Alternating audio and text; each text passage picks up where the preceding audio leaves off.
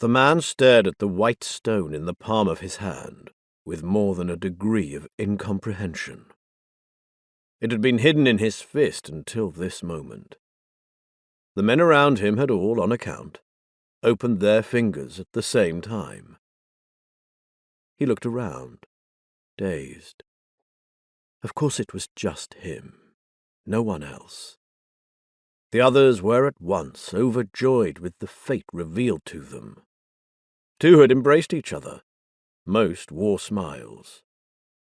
All had opened their own hands to find a shiny black stone, a symbol of safety, of reprieve.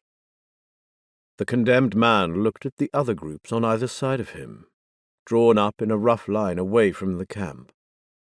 They were mostly contubernia, groups of 8 men who had marched together, camped together and cooked together, and who slept in the same tent.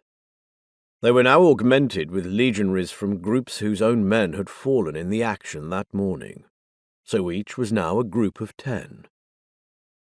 10 soldiers, 10 comrades, 10 stones.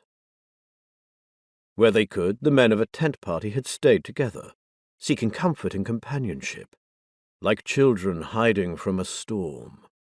They had embraced each other and wished each other well, though surely in their hearts they only wished no ill for themselves.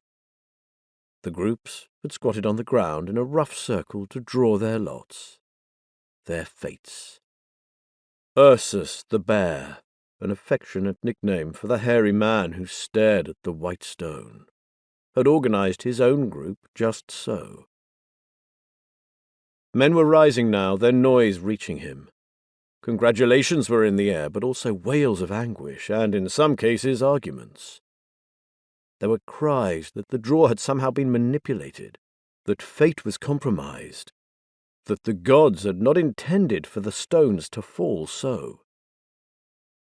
Each group found just a single white stone, for they had been carefully divided before being distributed amongst the cohort, and counted out for each section of 10.